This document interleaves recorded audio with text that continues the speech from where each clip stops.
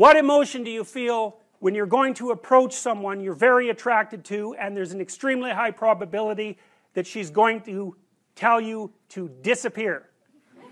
Right, exactly, absolutely, because it's a real judgment, right? We're going to see a movie called Crumb where you'll see this in great detail. But it's a real judgment. It's like the best judgment is, well, I don't mind your physical presence, but your genes should definitely not survive another generation. Right, and that's sort of generally translated into, I think we should just be friends. Right, you know, and you can blow that off, and people do, and you have to, because it's part of being polite and civilized, but you know, let's make no mistake about it. There is no more fundamental judgment than that.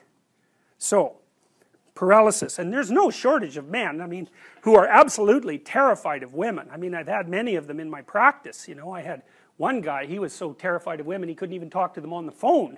It's more common than you think. So, but it's generally manifested by men who no one cares about, so it's generally irrelevant. So, well, it's the case. It really is the case. I'm not kidding. They're low-status men. You know, they're people that are generally regarded as losers, and there isn't anybody who really gives a damn about what happens to them one way or another, and there's a lot more men in that category than there are women. Women are in all sorts of, you know, social categories that cause them misery and distress, but that one seems to be predominantly male.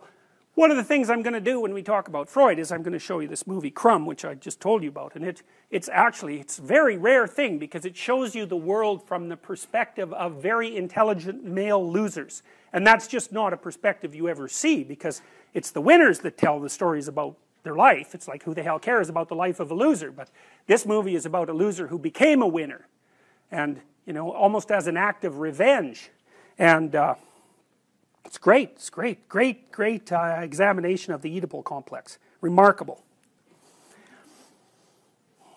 Women select men. That makes them nature, because nature is what selects. And so, you know, you can say, well, it's only symbolic that women are nature. It's like, no, it's not just symbolic. It's not just symbolic. You know, and the woman, in some sense, is the gatekeeper to not in some sense, is the gatekeeper to reproductive success. And you can't get more like nature than that. In fact, it's the very definition of nature. So, as I said, there are lots of reasons why these symbolic representations are set up the way they are. Alright, so that's the great mother, nature. The queen, the matrix. The matrix is something from which all things form. Same root word as matter, mother, all the same root word. The matriarch, the container, the cornucopia, the object to be fertilized, the source of all things, the fecund, the pregnant.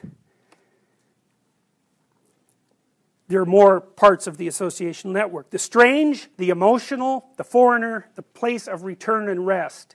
The deep, the valley, the cleft, the cave, hell, death, and the grave. The moon, ruler of the night and the mysterious dark, and matter and the earth.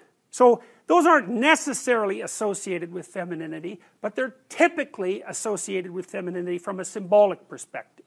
You know, so like generally, like a witch in a movie doesn't come riding out of the full bright sun at noon, right? That just doesn't happen because it doesn't make sense. It's a dark thing. And so if you saw that occurring in the light in a movie, you'd think, you know, what the hell's going on here? That doesn't make sense. And the reason it doesn't make sense is because it violates the complex, the symbolic complex. So those are female denizens of the underworld and hell. Very pleasant creatures. It's like Medusa with the head of snakes, you know. And if you ask, you know, why would a woman have a head of snakes in reference to a man? And that's really simple. I bet there are men here who know the answer to that. I don't know what you guys think about this, but I was pretty happy when I thought this up, and it took me a long time. So, if you think about the world in Darwinian terms, right, it's a struggle for survival and reproduction, which are basically the same thing. Survival is you, but reproduction is the survival of your genes. So it's a survival issue over very long spans of time. Okay. What do we call the selection mechanism? Right, natural selection, right? It's nature who does the selection.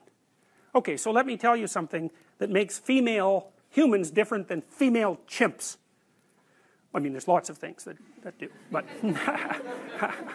so, but here's an important one.